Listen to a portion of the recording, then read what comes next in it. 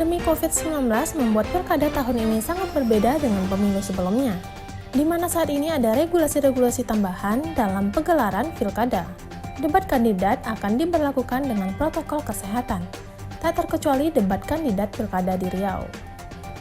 Untuk pelaksanaan debat pilkada dilakukan secara terbatas, peserta yang hadir juga dibatasi. Hal ini guna mencegah terjadinya penyebaran COVID-19. Komisioner KPU Riau Nugroho Noto Susanto mengatakan, untuk perwakilan masing-masing paslon hanya diperbolehkan 4 orang saja, termasuk paslon dan perwakilan partai politik sebanyak 6 orang. Selanjutnya ditambah 5 orang anggota KPU Kabupaten dan Kota, 2 orang Bawaslu, serta tim media partner debat. Selain itu, setiap paslon juga tidak dibenarkan membawa simpatisan.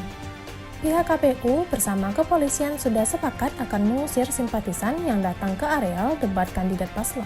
Debat kandidat itu akan dilaksanakan pada medio November sampai akhir November. Sementara kita pemilihan pada tanggal 9 Desember 2020. Terkait dengan teknis debat yang berbeda diantaranya adalah kita hanya ada tim materi, tidak ada panelis gitu ya. Karena kita tidak ada paslon tunggal. Kalau panelis itu boleh meminta pertanyaan dan meminta jawaban langsung kepada paslon di area debat atau lokasi debat. Tapi saat ini untuk mengeksplorasi dan menyampaikan pertanyaan-pertanyaan itu dilakukan oleh moderator secara langsung. Tetapi pertanyaan moderator itu dihasilkan dari apa yang disebut sebagai tim materi atau tim perumus pertanyaan yang diambil dari akademisi, profesional, tokoh masyarakat yang syaratnya tidak boleh berafiliasi dengan partai politik dan tidak boleh berafiliasi dengan peserta Pilkada 2020. Apakah di tim kampanye, petugas kampanye, relawan kampanye, dan seterusnya. Artinya dia harus netral dan independen. Kemudian dari sisi peserta itu juga berbeda. Kalau pada pilkada sebelumnya peserta itu bisa banyak ya, bahkan membawa semacam tim pendukung di dalam ruangan debat.